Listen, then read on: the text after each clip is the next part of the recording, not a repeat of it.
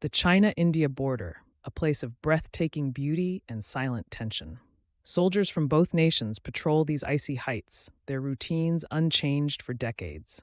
Yet beneath the surface, an unspoken rivalry simmers.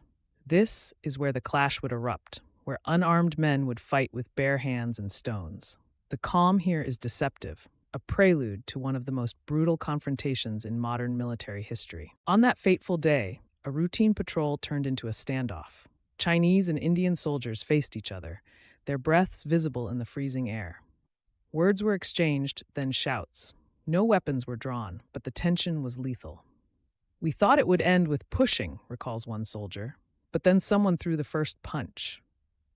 In minutes, the border became a battleground. The clash erupted into full-scale violence. Soldiers grappled on the icy slopes using rocks and sticks as weapons. The ground was slick with blood, a survivor recounts. "We fought not for land, but to stay alive." The high altitude, over 4,000 meters, made every movement agonizing.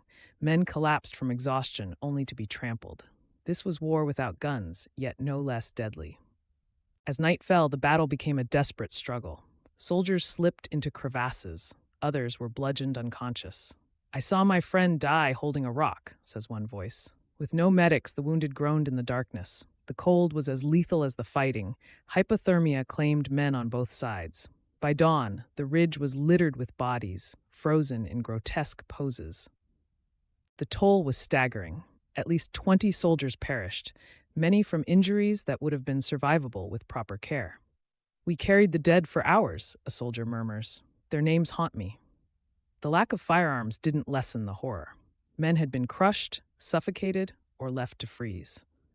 This was a battle fought with primal brutality, and its scars ran deeper than the wounds. The survivors limped back to their bases, their uniforms torn and frostbitten. "No one spoke on the march back," recalls an officer. The silence was heavier than the thin mountain air. Debriefings were tense.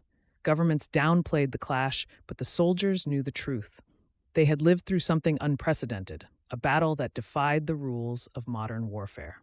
For months, the soldier stories were suppressed. "They told us to forget," says one, his voice trembling. But the memories festered, nightmares of fists and falling bodies. Some drank to numb the pain, others withdrew completely. The world moved on, but these men remained trapped in that night on the mountain, their trauma buried as deep as the unmarked graves. Why did this happen? The soldiers still grapple with the question.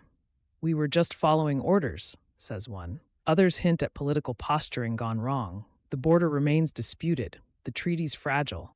But for these men, the deeper wound is the indifference, how quickly their sacrifice was erased from history. "We weren't heroes," a veteran sighs, "just pawns in a game no one won." Today, the border is quiet again. Snow drifts over the scars of that night as if to bury them.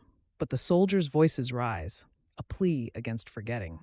"This wasn't war," one insists. "It was madness." Their stories challenge us to see beyond geopolitics, to the human cost of pride and miscalculation. The ridge still stands, silent, but now it bears witness.